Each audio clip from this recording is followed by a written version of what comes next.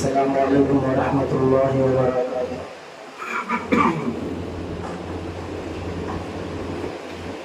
الحمد للہ وحدہ والصلاة والسلام علی من لا نبی بعدہ، اما بعد فقد قال اللہ تبارک وتعالى في القرآن المجيد والفرقان الحميد: أعوذ بالله من الشيطان الرجيم، بسم الله الرحمن الرحيم. يا أيها الذين آمنوا توبوا إلى الله توبة نصوحا عسى ربكم أن يكفر عنكم سيئاتكم ويدخلكم جنات تجري من تحتها الأنهار.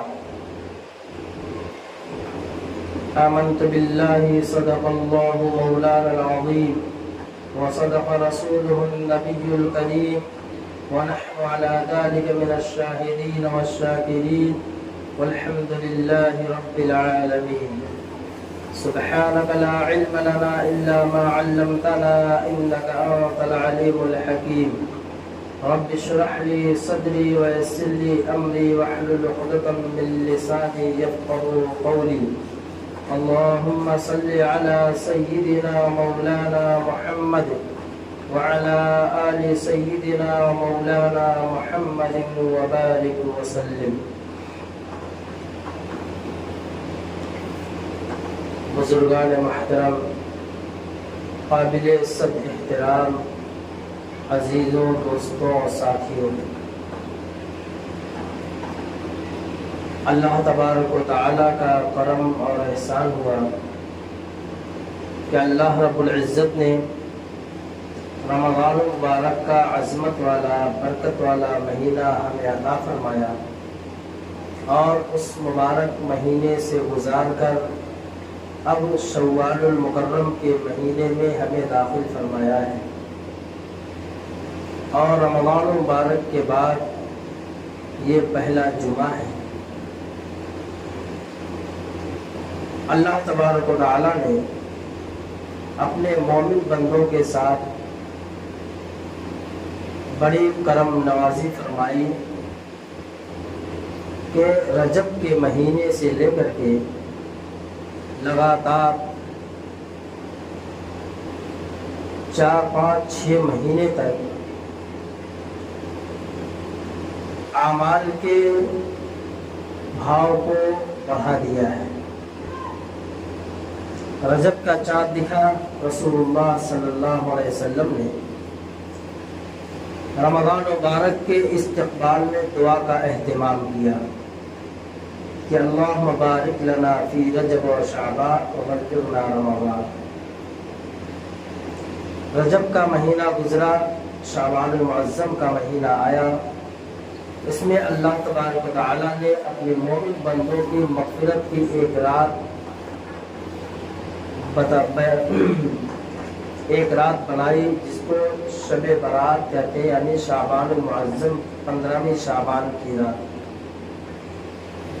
جیسے یہ مہینہ ختم ہوا، رمضان مبارک کا وہ مہینہ آیا جس میں اللہ تبارک و تعالیٰ نے اپنے بندوں کے لیے گناہوں کے ہر دروازے کو بند کر دیا۔ اب یہ رمضان مبارک کے روزے، تلاوت، ذکر و اذکار، دعائیں، صدقہ، خیرات، صبر و استقامت اور لوگوں کے ساتھ خیر خواہی، محبت اور الفت کے یہ عمل انجام دیتا رہا۔ جیسے ہی رمضان مبارک کا مہینہ ختم ہوا، اگلے ہی دن سے اللہ تبارک تعالیٰ نے فرمایا کہ یہ اب یوم الجائزہ، یعنی اے مومن بندوں جنہوں نے ان 3 مہینوں کا احترام کیا ہے، عظمت سے گزارا ہے، اب تمہیں ان اعمال کے انعام کا دن آیا ہے، یعنی عید الفطر کا دن۔ اور پھر فرمایا اللہ کے نبی صلی اللہ علیہ وسلم نے کہ جب شوال کی پہلی تازہ خاتی ہے، یعنی عید الفطر کا دن ہوتا ہے، اسی دن سے اللہ تبارک تعالیٰ پورے 11 مہینے جنت کو آراستہ اور پیراستہ کرتا ہے، سنوارتا ہے، زینت بخشتا ہے، فرشتوں کو لگا دیتا ہے کہ 11 مہینے جنت کو خوب سنوارو، سجاؤ، اس کے اندر نقش و نگار بناؤ کہ رمضان مبارک کا مہینہ آئے گا تو یہ روزہ رکھنے والوں کے لیے ان کا یہ تحفہ ہوگا۔ تو شوال کی پہلی تاریخ سے جنت کو سجایا جاتا ہے، سنوارا جاتا ہے، زینت بخشی جاتی ہے رمضان مبارک کے لیے۔ اور فرمایا رسول اللہ صلی اللہ علیہ وسلم نے کہ شوال کا مہینہ جیسے ہی شروع ہوتا ہے یہ حج کا مہینہ ہے۔ حج کے 3 مہینے شوال، ذی القعدہ، ذی الحجہ۔ حج کے اہم ارکان اور فرائض تو ذی الحجہ میں ادا کیے جاتے ہیں، لیکن چونکہ دنیا بہت بڑی ہے، بہت وسیع ہے، اور لوگوں کا اس زمانے میں بیت اللہ تک حج کے موسم تک پہنچنے کے لیے کافی وقت لگتے تھے، تو 3 مہینہ حج کے بیان فرمایا کہ اگر کوئی حج کا احرام باندھنا چاہے تو شوال کی پہلی تاریخ سے ہی باندھ سکتا ہے حج کا احرام۔ تو گویا کہ یہ 3 مہینے حج کے مہینے ہیں۔ تو اللہ تبارک و تعالیٰ نے سارے سال اور سارے مہینے اور ہر مہینے کا ہر ہفتہ، ہر ہفتے کے ہر دن کا ہر گھنٹہ، گھڑی گھنٹے، منٹ اور سیکنڈ اللہ تبارک تعالیٰ کے بنائے ہوئے۔ اور اللہ تبارک و تعالیٰ نے اپنی تخلیق میں کسی چیز کو بیکار پیدا نہیں کیا ہے، کسی بھی چیز کو بیکار پیدا نہیں کیا ہے، ہر چیز انسان کی ضرورتوں کے لیے ہے۔ یہاں تک کہ گندگی کا ایک کیڑا بھی اللہ نے بیکار پیدا نہیں کیا۔ مچھر سے ہم لوگ اللہ تبارک تعالیٰ کی مخلوق ہے، مچھر، انسان پریشان ہوتا ہے کہ اللہ نے اس کو کیوں پیدا کیا، کہ یہ تو راتوں کی نیندوں کو اڑا دیتا ہے، حرام کر دیتا ہے، کاٹتا ہے، اس سے تکلیف ہوتی ہے۔ اطباء نے اور ماہر حکیم نے بتلایا ہے کہ مچھر جو انسان کے جسم پہ بیٹھتا ہے تو انسان کا وہ خون چوستا ہے جو انسان کے اندر جراثیم اور بیماریاں پیدا کرنے والے ہوتے ہیں۔ اب یہ بتائیے کہ مچھر بظاہر تو تکلیف دینے والی مخلوق لگ رہی ہے، نظر آ رہی ہے، لیکن وہ جو خون چوستا ہے وہ انسان کے اندر کی بیماریوں والا خون نکالتا ہے۔ اللہ نے اس کو اجازت نہیں دی کہ انسان کا اچھا خون تو چوس کو اس کو تکلیف پہنچا۔ کسی بھی مخلوق اللہ تبارک تعالیٰ نے تکلیف دینے کے لیے پیدا نہیں کیا۔ تو اللہ تبارک و تعالیٰ کا اپنے بندوں پر بے پایا احسان ہے، انگنت احسانات ہیں، کہ اللہ تبارک تعالیٰ کے احسانات کو اور اس کی نعمتوں کو انسان اگر گننا چاہے تو یہ گن ہی نہیں سکتا، یہاں تک کہ اپنے دل و دماغ میں اس کا تصور بھی نہیں لا سکتا۔ بس شرط یہ ہے کہ یہ بندہ اس فانی دنیا میں رہ کر کے اپنے اصلی خالق اور مالک کو پہچان کر کے زندگی گزارنے والا بن جائے، اپنے خالق اور مالک کو پہچان کر زندگی گزارنے والا بن جائے۔ رمضان مبارک کے مہینے میں اللہ کے بندوں نے، حضور پاک صلی اللہ علیہ وسلم کی امتیوں نے اعمال کا بہت اہتمام کیا، روزے کی پابندی کی، تلاوت کا اہتمام کیا، نیک اعمال کی طرف اپنے آپ کو بڑھایا۔ تو اب ایسا نہیں ہے کہ اللہ تبارک تعالیٰ نے صرف ایک ہی مہینہ عبادت کے لیے پیدا کیا، ایک ہی مہینہ عبادت کے لیے بنایا تھا رمضان مبارک کا مہینہ، اس کے بعد انسان جیسی چاہے زندگی گزارے، آزادانہ زندگی گزارے، اپنی منمانی، اپنی عقل اور نفس کے تابع ہو کر زندگی گزارے، ایسا نہیں ہے۔ بلکہ اللہ تبارک تعالیٰ نے رمضان مبارک کا مہینہ جو عطا فرمایا تھا وہ زندگی کے ریہرسل کے لیے عطا فرمایا تھا، کہ تم اپنی زندگی کے اوقات کو پہچانو، کہ جیسے رمضان کے مہینہ کا چاند دکھا، تمہیں اپنی زندگی کے اوقات کو بنا لے، تمہیں وقت کی قیمت کا پتہ چل گیا، کہ تم نے اپنا رخ مارکیٹ کے بجائے ادھر ادھر چوراہوں پہ اپنے اوقات کو گزارنے کے بجائے اللہ کی طرف تم نے اپنا رخ کر لیا ہے۔ تو اللہ تبارک تعالیٰ فرماتے ہیں کہ افحسبتم انما خلقناکم عبثا، کہ کیا تم نے گمان کر رکھا ہے کہ اللہ تبارک تعالیٰ نے تمہیں یوں ہی بیکار پیدا کر دیا ہے؟ کہ افحسبتم انما خلقناکم عبثا وانکم الینا لا ترجعون، جبکہ تم اللہ تبارک تعالیٰ ہی کی طرف سے آئے اور پھر لوٹ کر اسی کی طرف جانا ہے، تمہیں اللہ کی طرف سے آئے ہو، اللہ کی طرف لوٹ کر کے جانا ہے۔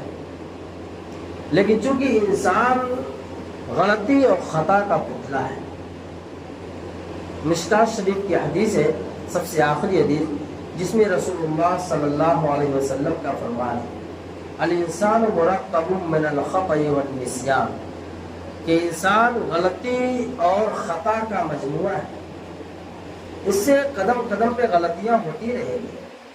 رمضان مبارک کا مہینہ آیا، اپنی زبان پہ کنٹرول کیا، زبان کو جھوٹ سے، غیبت سے، چغلی سے محفوظ رکھا کہ کہیں اللہ تبارک تعالیٰ اس مہینے مجھ سے ناراض نہ ہو جائے۔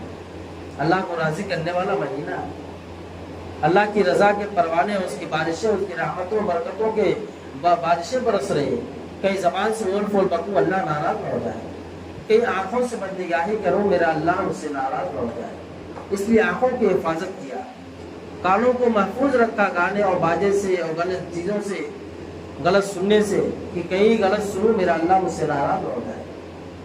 دل دماغ کی سوچ و فکر کو صحیح اور سلامت رکھا کہ کہیں غلط سوچوں اور غلط فکر رکھوں تو میرا اللہ مجھ سے ناراض نہ ہو جائے۔ اسی یہاں تک کہ اپنے رزق کے کمانے میں بھی حلال طریقہ اختیار کیا کہ کہیں حرام طریقے سے رزق حاصل کروں، مال و دولت جمع کروں، میرا اللہ اس مہینے مجھ سے ناراض نہ ہو جائے۔ تو ایک مہینہ تو بڑی اچھی طریقے سے گزارا، اپنے آپ کو پابند کر کے، اور جیسے ہی یہ مہینہ ختم ہوا فوراً اپنے آپ کو آزاد سمجھ گیا کہ اب تو میں اب آزاد ہوں۔ اب پھر رمضان مبارک کا مہینہ آئے گا تو پھر دیکھیں گے اللہ کے گھر کی طرف رخ کرے گا ایسا نہیں۔ اللہ تبارک تعالیٰ نے یہ مہینہ عطا فرمایا تھا اپنی زندگی کو بنانے کے لیے، اپنی زندگی کو سدھارنے کے لیے، کہ اللہ تبارک تعالیٰ نے تمہیں جو زندگی عطا فرمائی اس کی قیمت کو پہچانو۔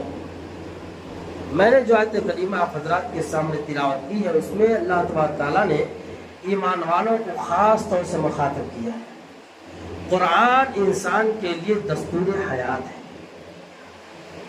انسان کو اللہ تبارک تعالیٰ کے پیغامات، اللہ رب العزت کیا پیغام دے رہا ہے، کیا نصیحت کر رہا ہے اپنے بندوں کو، وہ قرآن ہمیں جو ہے جگہ جگہ پکار کے کہہ رہا ہے، ہمیں پکار رہا ہے، آگاہ کر رہا ہے، یا ایھا الذین آمنوا، ایمان والو، اے وہ لوگ جو ایمان لائے، اے وہ لوگ جنہوں نے اللہ کی وحدانیت کا اقرار کیا، اللہ تبارک تعالیٰ کی ربوبیت کا، اس کی الوہیت کا، جس نے اللہ تبارک تعالیٰ کو وحدہ لا شریک سمجھا، وہ لوگ مخاطب ہو جاؤ، چوکنا ہو جاؤ، ہوشیار ہو جاؤ، متنبہ ہو جاؤ، آگاہ ہو جاؤ۔ یا ایھا الذین آمنوا توبوا الی اللہ توبۃ نصوحا، اللہ کے سامنے توبہ کرو، اللہ کے سامنے توبہ کرو، استغفار کرو، اپنے گناہوں کے اوپر ندامت اور شرمندگی کا اظہار کرو۔ یا ایھا الذین آمنوا توبوا الی اللہ توبۃ نصوحا، اللہ تبارک تعالیٰ تمہیں توبہ کرنے کی نصیحت کرتا ہے۔ یہ اللہ تبارک تعالیٰ کی اپنے بندوں کو نصیحت ہے کہ اللہ تبارک تعالیٰ تمہیں کتنی بہترین نصیحت کرتا ہے۔ اللہ چاہے تو چھوڑ دے کہ جاؤ جیسی زندگی چاہو گزارو، آخر تو لوٹ کے میرے ہی پاس آنا ہے، پھر دیکھنا کہ تمہارے ساتھ کیا معاملہ ہوتا ہے۔ لیکن اللہ تبارک تعالیٰ یہ بندے کو، جیسے ایک والدین اپنی اولاد کو ہمیشہ اچھی زندگی گزارتے ہوئے دیکھنا پسند کرتے ہیں، تو اللہ کا ایک والدین جس کو خود نہیں پتا کہ ابھی میں اپنے بیٹے کے لیے رزق کی تلاش میں نکلا ہوں، نہیں معلوم جب سے میں شام کو واپس ہوں گا کہ نہیں، لیکن اس کو اپنے اولاد کی محبت ہے، اپنی اولاد کی محبت میں وہ اپنی نیند کو قربان کر رہا ہے، اپنی راتوں کے چین کو جو ہے قربان کر رہا ہے، خیر بات کر رہا ہے، دوستی کی دوستی یاری کو خیر بات کر رہا ہے، بیوی کی بہترین محبت کو جو ہے قربان کر رہا ہے، اولاد کی محبت کو، بیٹی کی محبت کو، اولاد کی محبت میں۔ اللہ تبارک تعالیٰ فرماتے ہیں ایسی ماؤں اور ایسی اولاد سے 70 ماؤں سے زیادہ محبت اللہ اپنے بندوں سے کرتا ہے، ایسی 70 ماؤں سے زیادہ محبت اللہ اپنے بندوں سے کرتا ہے۔ ایک والدین ہے، اس کی اولاد شرابی ہے، جواری ہے، اس کا دن بھر کا ایک بھی اس کا عمل اچھا نہیں ہے، جب دیکھتا ہے تو غلط دیکھتا ہے، جب بولتا ہے تو بیکار بولتا ہے، جب سنتا ہے تو غلط سنتا ہے، جب راستہ چلتا ہے کسی سے ملتا ہے تو اس کو تکلیف پہنچاتا ہے، شراب کا عادی ہے، جوئے کا جو عادی ہے وہ، لیکن اگر کوئی اس کے والدین سے کہہ دے تیرا جواری بیٹا، تیرا شرابی بیٹا، ایک سیکنڈ برداشت نہیں، تو نے میرے بیٹے کو شرابی کہہ دیا، حالانکہ حقیقت میں شرابی ہے، لیکن اپنی اولاد کے لیے یہ ایک صحیح الفاظ بھی سننے کو تیار نہیں. کیوں؟ اس لیے اس کے دل کے اندر سے محبت ہے. ایسے ہی اللہ تبارک و تعالی اپنے بندوں کو غلط راہ پہ چلنا دیکھنا پسند نہیں کرتا ہے. اللہ چاہے، اسی لیے نصیحت اللہ کہتا ہے یا ایھا الذین آمنوا توبوا الی اللہ توبۃ نصوحا، ایمان والو توبہ کرو. اللہ تبارک تعالیٰ تمہیں توبہ کی نصیحت کرتا ہے. عسیٰ ربکم ان یکفر عنکم، کیوں توبہ کرنے کو کہتا ہے؟ کہ اللہ تبارک تعالیٰ توبہ سے جو تم نے گناہ کیا ہے اس گناہوں کو اللہ تبارک تعالیٰ مٹا دے گا. توبہ سے اللہ تبارک تعالیٰ گناہوں کو مٹا دے گا، اور پھر اس کے بدلے میں تمہیں دے گا کیا؟ ایک تو بندے نے گناہ کیا، یہ تو ایک جرم کیا، جرم کا ارتکاب کیا، اللہ تبارک تعالیٰ نے توبہ کرنے کی تلقین کی، نصیحت کی، بندے نے توبہ کر لیا، اور توبہ کرنے کی بنیاد پر اللہ تبارک تعالیٰ نے اس کے گناہوں کو معاف کر دیا، اور گناہوں کو معاف کرنے کے بعد اللہ تبارک تعالیٰ خوشخبری سناتا ہے وَيُدْخِلُكُمْ جَنَّاتٍ تَجْرِي مِن تَحْتِهَا الْأَنْهَارُ، کہ اللہ تبارک تعالیٰ تمہیں ایسی جنت میں داخل کرے گا کہ جس جنت کے نیچے نہریں بہتی ہوں گی. دنیا کا حاکم، دنیا کا بادشاہ، دنیا کا بڑا آدمی اپنے بنگلے کو اس جگہ بنانا پسند کرتا ہے جہاں جو دریا کا کنارہ، تاکہ دریا کی ٹھنڈی ٹھنڈی ہوائیں اس کے بنگلے کے اندر، اس کی کوٹھی کے اندر آتی رہے اور وہ سکون سے اپنی زندگی گزارے.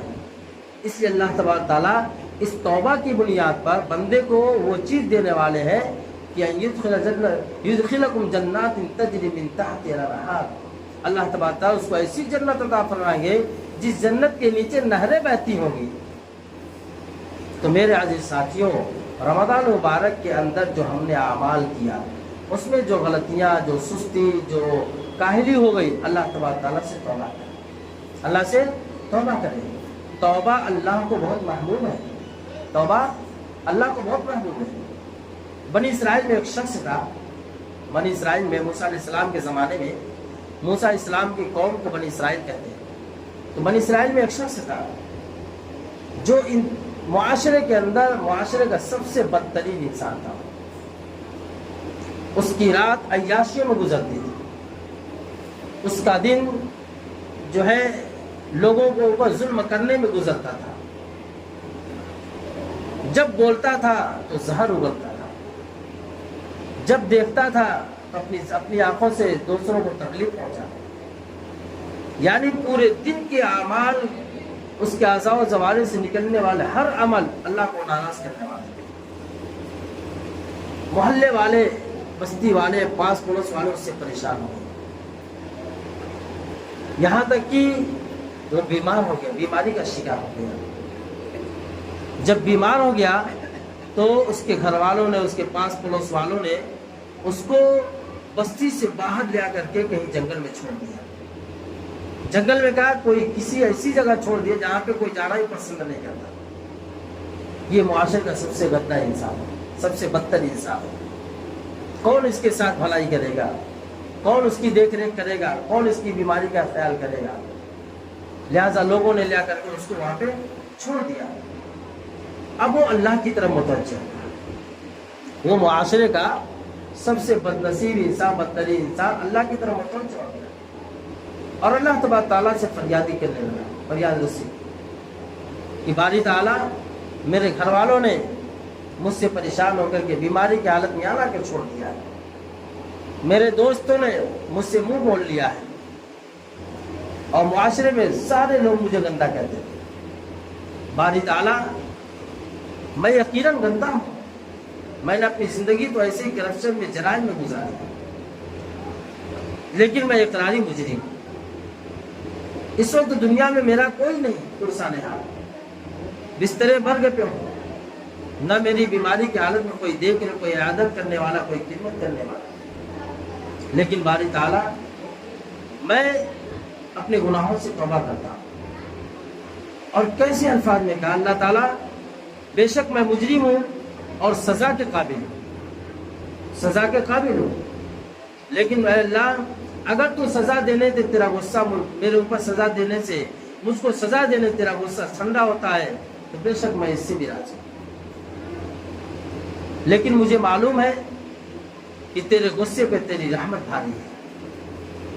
یہ بندہ جب اللہ تبارک تعالیٰ سے لو لگا لیتا ہے، اللہ کی طرف متوجہ ہوتا ہے، تو اللہ تبارک تعالیٰ کی رحمت اس کو اپنے آغوش میں لے لیتی ہے۔ اتنا سننا تھا، اتنی فریاد رسی کی، اسی اثناء میں اس کا انتقال ہو گیا، دنیا سے چل بسا، روح پرواز کر گئی، موت کا فرشتہ آیا اور اس کو اٹھا لیا۔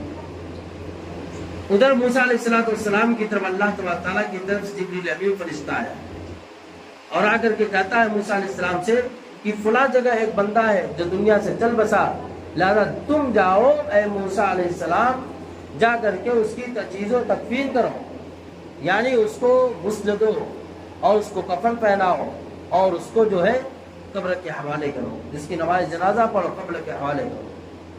اور اتنا ہی نہیں بلکہ اللہ تبارک تعالیٰ کی طرف سے پیغام جبریل امین لے کر کے آتے ہیں کہ موسیٰ علیہ السلام صرف آپ نہیں، بستی میں اور شہر میں اعلان کر دو، جو شخص بھی اس کے جنازے میں شرکت کرے گا اللہ تبارک تعالیٰ اس کی زندگی کے تمام گناہوں کو دھو ڈالے گا، اس کو بخش دے گا، اس کو بخش دے گا۔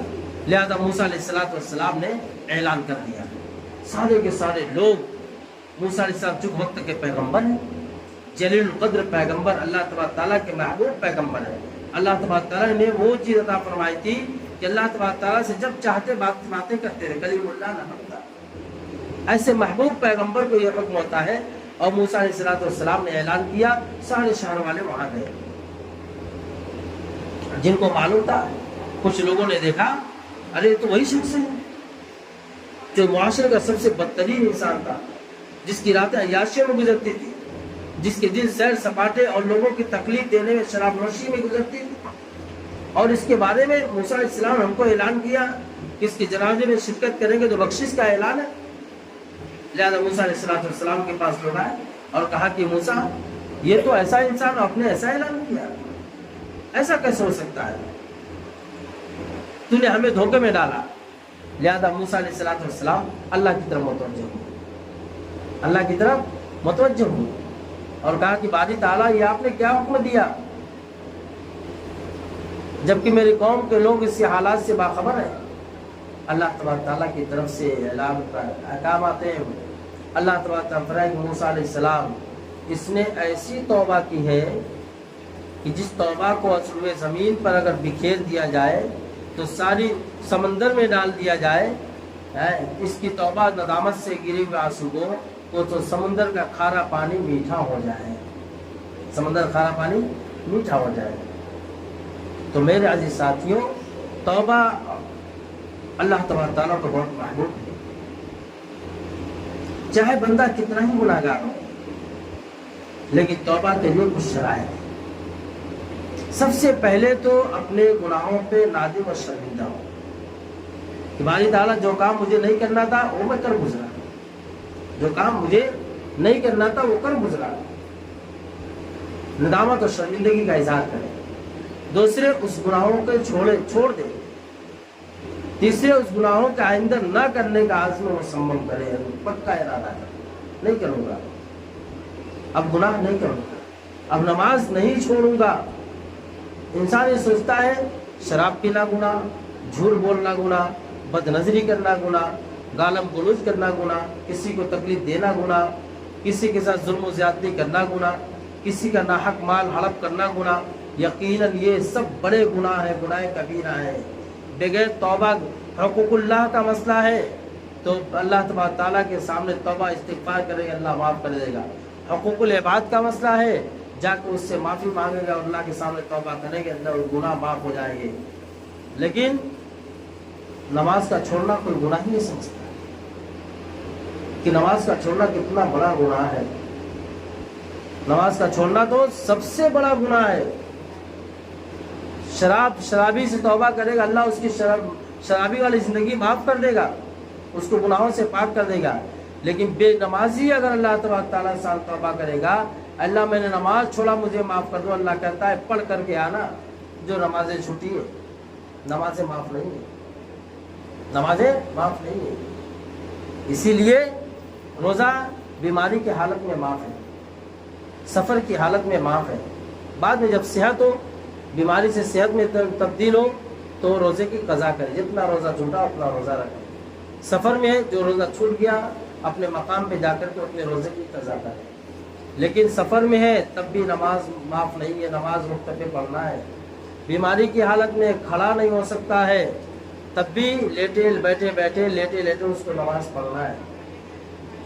ہاتھ پاؤں نہیں ہے اس کے، مفلوج ہو چکے ہیں، آنکھوں سے دکھتا نہیں ہے، زبان کی گویائی ختم ہو چکی ہے، کانوں کی سماعت ختم ہو چکی ہے، لیکن عقل باقی ہے، ہوش باقی ہے۔ فرمایا اس وقت نماز کا وقت ہو جائے تو بھی اس کو نماز پڑھنی ہے، بغیر نماز کا دنیا سے گیا اللہ کے سامنے اس کے پاس پرس ہوگی۔ اسی لیے کسی شاعر نے کہا روز اول کی جا گداز بود، اولین کرشی سے نماز بود۔ میدان محشر میں بندے سے جو سب سے پہلا سوال ہوگا وہ نماز کا ہوگا۔ اس لیے خدا را نماز چھوڑنے سے باز آ جائے۔ نماز چھوڑنا ایک گناہ سمجھے کہ گناہ میں نے کیا ہے، اللہ کی ناراضگی کا سخت راستہ یہ ہے کہ بندہ نماز چھوڑ رہا ہے۔ نماز چھوڑنے کے کتنے نقصانات ہیں۔